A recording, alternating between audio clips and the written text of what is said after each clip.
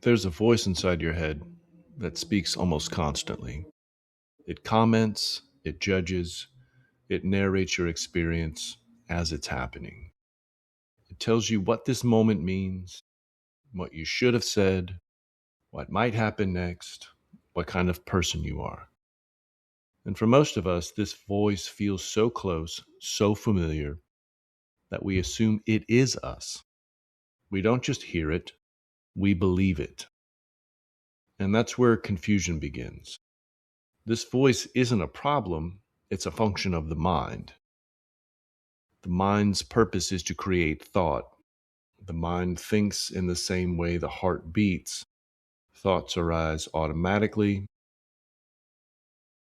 no effort required. But somewhere along the way, we learn to mistake thinking for identity. We assume that because a thought appears in our head, it must be who we are. But there's something simple and important to notice. If you hear a thought, there must be something in it that you need to be listening to. That listener is not the thought. Thinking is an activity. Awareness is what notices that activity. The voice in the head is always talking about your life. Awareness is present while your life unfolds. So today on this episode of Must I Evolve, we're continuing our journey with invisible cages. Welcome to Must I Evolve, a micro-learning experience where ancient wisdom meets the modern soul. I'm Andrew H. Housley, author, spiritual provocateur, and bodhisattva, doing my best to walk the middle path. This space, it's for the seeker, the skeptics, and those who feel the quiet pull for something deeper. Each episode is an opportunity, short, potent, and quietly disruptive. We explore Zen thought, spiritual lessons, personal transformation, and the subtle truths that shape us. Sometimes they appear as a question, sometimes a gentle nudge. Let's begin. So we're continuing our thought about invisible cages, and on this episode, where when we allow a thought to define who we are. Sometimes our voice says things like, this is good, or this is bad, this shouldn't be happening, you're doing this wrong, and that becomes challenging. And what can we do when our mind starts doing those kind of about faces and what appears to be criticism? We can start to work with awareness. And by using awareness, we understand that it doesn't argue. It doesn't need to explain. It just simply notices the thoughts that are coming to our mind. And the moment you recognize the voice as something you're hearing instead of something you are, clarity begins to appear. You don't have to silence the mind. You don't have to stop thinking. Trying to force silence usually just creates more noise. Silence isn't something you create. It's what you notice when you stop gripping to the sound of your own voice. There's a Zen story that points to this pretty clearly.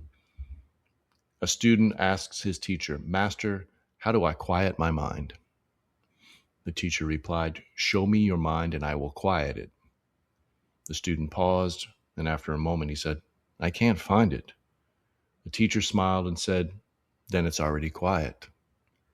That's the shift. The moment you go looking for the voice as something to observe, you step out of it. The mind continues to speak, but it no longer feels personal.